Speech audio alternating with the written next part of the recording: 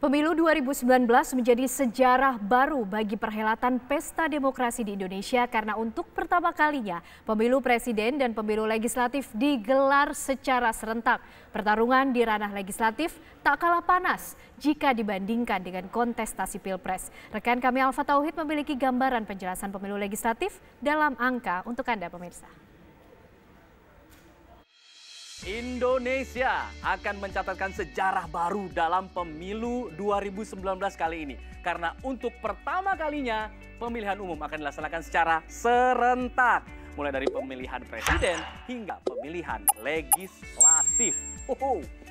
Lebih dari 192 juta orang yang tercatat dalam DPT tahun ini akan menentukan nasib bangsa ke depan. Karena mereka akan memilih para pemimpin dan juga wakil rakyat.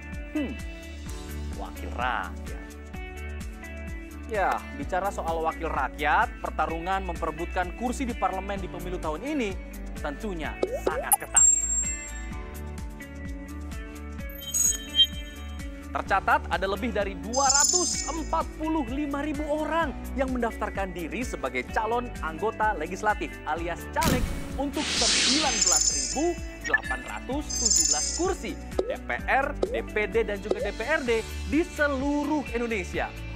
Ternyata banyak sekali ya.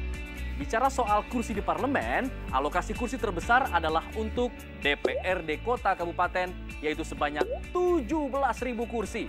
Sementara untuk DPRD provinsi, ada 2.000-an kursi untuk 34 provinsi. DPD paling sedikit, hanya 136 kursi saja.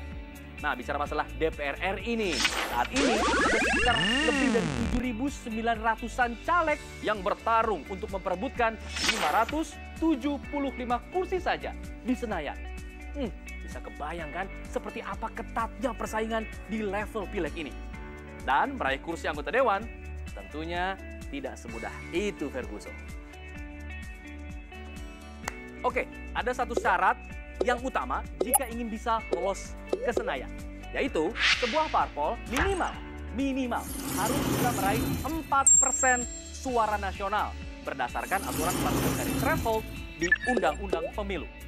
Jika kita berasumsi 192 juta pemilih yang terdaftar dalam DPT tadi seluruhnya berpartisipasi ikut nyoblos, nah maka sebuah parpol setidaknya harus bisa meraih sekitar 7,7 juta suara. Bukan jumlah yang sedikit, pemirsa.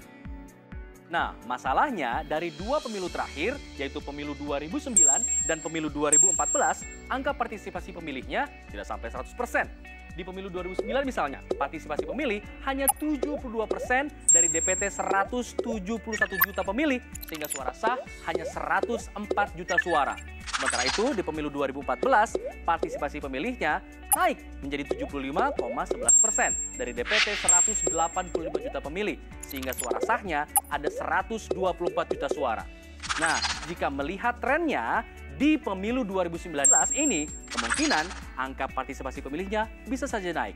Tentu, ini menjadi tugas berat bagi partai politik yang akan bertarung. Nah, dengan masifnya penyelenggaraan pemilu, tentu anggaran bagi KPU, sang penyelenggara pemilu, juga besar.